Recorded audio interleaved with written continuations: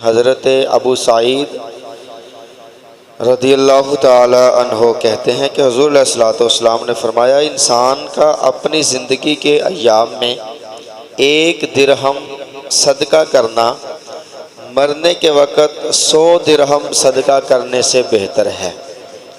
انسان کا اپنی زندگی کے جو ایام ہیں ان میں صدقہ کرنا، مرنے کے جو وقت صدقہ 100 درہم کرے اور زندگی کے ایام میں 1 درہم کرے تو فرمایا یہ اس سے بہتر ہے۔ حضرت ابو ہریرہ رضی اللہ تعالیٰ عنہ راوی ہیں، فرماتے ہیں کہ آقا کریم علیہ الصلوۃ والسلام نے فرمایا کہ سخی اللہ تعالیٰ سے بہت قریب ہے، سخی اللہ تعالیٰ سے بہت قریب ہے، جنت سے قریب ہے، لوگوں سے قریب ہے اور دوزخ سے دور ہے۔ اللہ کے قریب ہے، لوگوں کے قریب ہے، جنت کے قریب ہے اور دوزخ سے دور ہے۔ آگے فرمایا اور بخیل کنجوس آدمی اللہ تعالیٰ سے دور ہے، جنت سے دور ہے، لوگوں سے دور ہے اور جہنم کے قریب ہے۔ آگے کیا فرمایا اور جاہل سخی جو خدا کے نزدیک عبادت گزار بخیل یعنی کنجوس آدمی سے بہتر ہے۔ ایک طرف کنجوس عبادت گزار ہے، دوسری طرف جاہل جسے کچھ بھی پتہ نہیں ہے مسلمان جی لیکن وہ سخی ہے۔ فرمایا جاہل سخی کنجوس بخیل عبادت گزار سے بہتر ہے۔ اب آپ اس بات سے اندازہ لگا سکتے ہیں۔ آقا کریم علیہ الصلوۃ والسلام، اس حدیث کے راوی بھی حضرت ابو ہریرہ ہیں رضی اللہ تعالیٰ عنہ، انہوں نے حضور علیہ الصلوۃ والسلام کو یہ فرماتے ہوئے سنا کہ بنی اسرائیل میں 3 اشخاص تھے۔ ایک کوڑی کا مریض تھا، کوڑ تھا اس کا جسم کوڑ سے بھرا ہوا تھا، دوسرا گنجا تھا، تیسرا اندھا تھا۔ تو اللہ تعالیٰ نے ان تینوں کا امتحان لینا چاہا تو ان کے پاس اپنا ایک فرشتہ بھیجا۔ سب سے پہلے فرشتہ ہے کوڑ کا جسے مرض ہے، کوڑ کی بیماری ہے، کوڑی ہے، اس کے پاس آیا، اس سے آ کر کہا کہ تو کیا خواہش کرتا ہے، تو کیا دعا مانگتا ہے؟ اس نے کہا میں یہ دعا مانگتا ہوں کہ اللہ تعالیٰ میرے جسم کو صحیح کر دے، میرا رنگ آ جائے، روپ آ جائے، میں خوبصورت ہو جاؤں۔ تو حضور فرماتے ہیں کہ فرشتہ اس کے منہ پہ جسم پہ ہاتھ پھیرے گا تو اللہ تعالیٰ اسے حسن عطا فرما دے گا۔ تو اب فرشتہ اس سے کہے گا اب مانگ، تو اور کیا مانگتا ہے تجھے ملے گا۔ وہ کہے گا کہ مجھے دولت چاہیے، کاروبار چاہیے۔ تو فرشتہ پوچھے گا کیسا؟ کہے گا مجھے اونٹ مل جائیں، تو اسے وافر مقدار میں اونٹ مل جائیں گے۔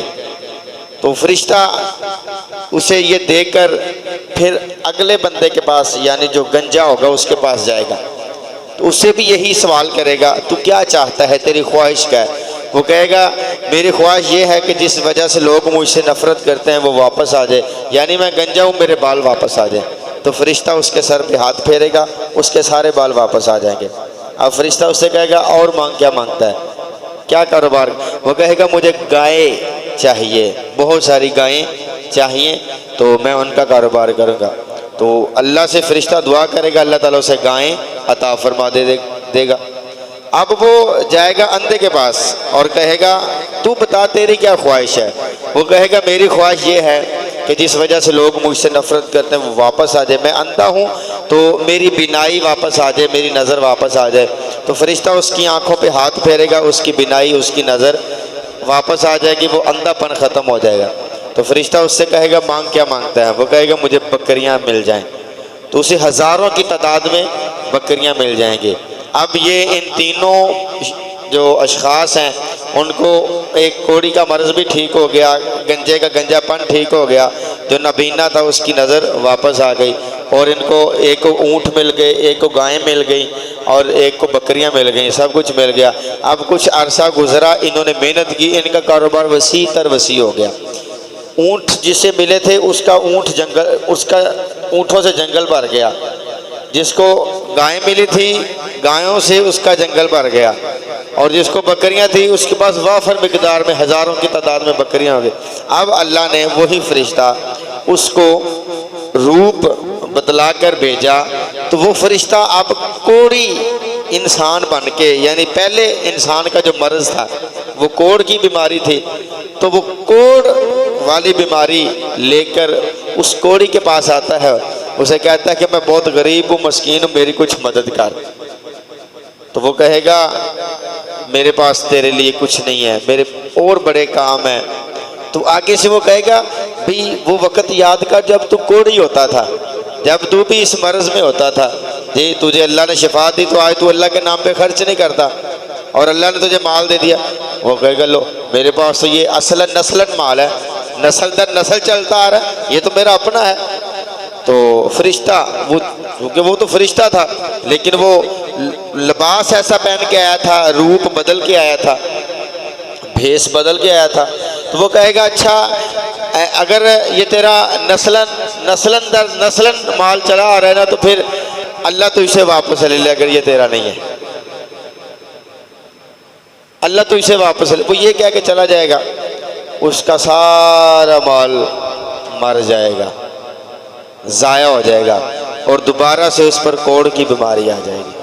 اب وہ جائے گا گنجے کے پاس، کہے گا مجھے خدا کے لیے کچھ دے دو، میری مدد کرو، بڑا غریب آدمی ہوں، بہت مسکین ہوں، بھوکا مر رہا ہوں۔ وہ کہے گا میرے پاس تجھے دینے کے لیے کچھ نہیں ہے، میں تجھے کہہ دوں میرے اور بڑے کام ہیں، میں نے وہ بھی کرنا ہے، میں نے یہ بھی کرنا ہے۔ تو وہی اس سے کہے گا بھی وقت کو یاد کرو جب تو گنجا ہوتا تھا، اللہ نے تیری دعا قبول کی، پھر تجھے مال عطا کیا۔ تو وہ بھی یہ کہے گا یہ میرا مال ہے، جی جیسے ہم کہتے ہیں یہ ہمارا مال ہے، ہم نے اتنی محنت کی ہے، ہم نے کیا محنت کی ہے؟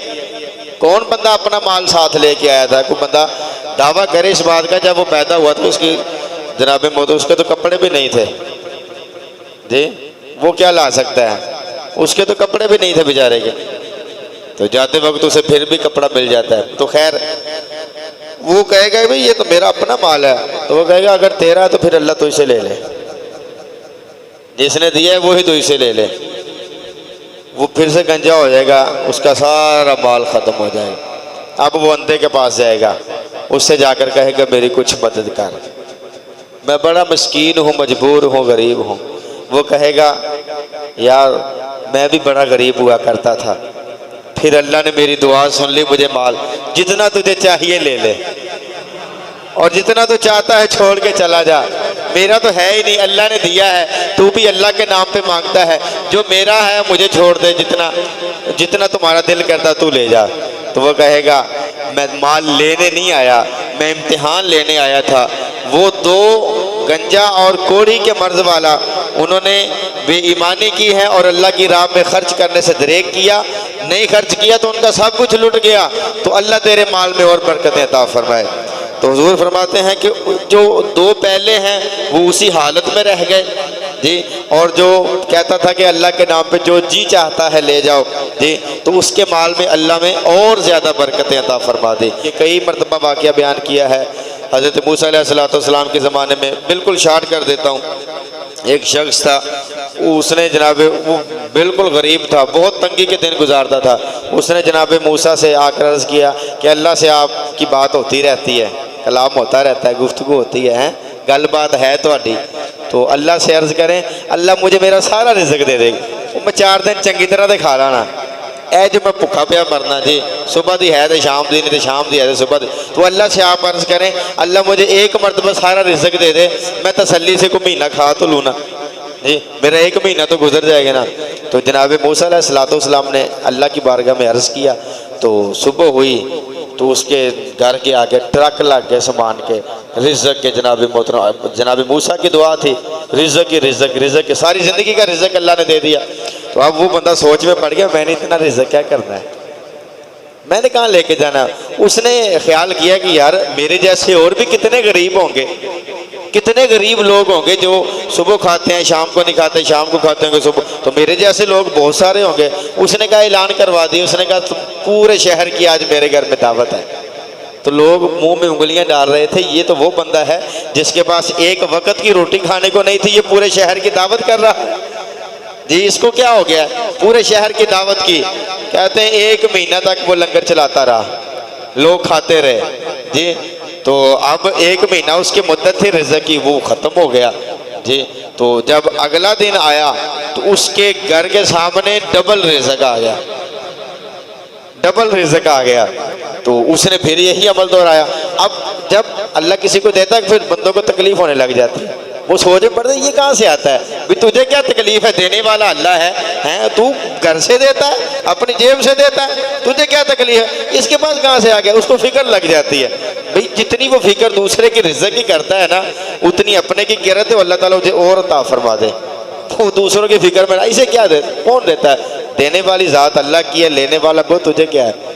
تو وہ جناب اس وقت بھی بندوں نے سوچا بھی یہ کو لینا رزق کتوں آ گیا ہے۔ وہ جناب موسیٰ کی بارگاہ میں گئے، جی آپ نے تو وہ دعا کی تھی کہ اللہ اس کو سارا رزق دے دے، تو اس کا رزق تو وہ ختم ہو گیا تھا 1 مہینے کے بعد، تو اب یہ پھر لنگر چلاتا جا رہا ہے۔ جناب موسیٰ نے اللہ سے بات کی، یا اللہ یہ کیا ماجرا ہے، تو نے تو سارا رزق دے دیا تھا، تو اب یہ اس کا رزق ختم ہونے کا ختم ہوتا ہے پھر آ جاتا ہے، ختم ہوتا ہے پھر آ جاتا ہے، یہ کیا بات ہوئی جی، تو نے تو ساری زندگی کا رزق دے۔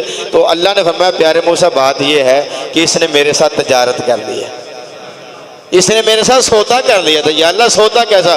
فرمایا یہ میرے بندوں کو کھلاتا رہا ہے تو میں اس کا رزق اور بڑھاتا رہا، جب یہ بندوں کو کھلاتا تھا تو مجھے اس کے رزق میں اضافہ کرنا پڑتا تھا۔ جی میرا جو وعدہ ہے، جو 1 دیتا ہے میں 10 دیتا ہوں، جو 10 دیتا ہے میں 1000 دیتا ہوں، 1 کے 70 بھی دے دیتا ہوں، اور بعض اوقات بندے کے تقوی کا معیار ایسا ہوتا ہے 1 دے تو 1 کے بجائے 700 بھی دے دیتا ہے۔ تو پیارے موسیٰ اس نے میرے ساتھ تجارت کی ہے، سودا کیا ہے، یہ میری بارگاہ میں خرچ کرتا رہا، میں اسے اور عطا فرماتا ہوں۔ تو بندے کا رزق اگر ختم بھی ہو جائے لیکن وہ رب سے تجارت کر لے تو اللہ اس کا رزق بڑھا دیتا ہے۔ اس لیے کنجوسوں میں شامل نہ ہو۔ فرمایا جاہل سخی، جاہل سخی یہ بہت بڑا لفظ ہے۔ جاہل سخی سے، سخی جو ہے وہ کنجوس عبادت گزار سے بہتر ہے، کہیں بہتر ہے۔ تو اللہ تعالیٰ ہمیں سخیوں میں اٹھائے جی، یہ سخاوت اللہ کی صفت ہے۔ جو سخی ہوتا ہے وہ اللہ کی صفت کو اپناتا ہے جی، تو یہ ہر بندے کا کام نہیں ہے، پیسے سے سخاوت نہیں ہوتی، سخاوت دل سے ہوتی ہے جی۔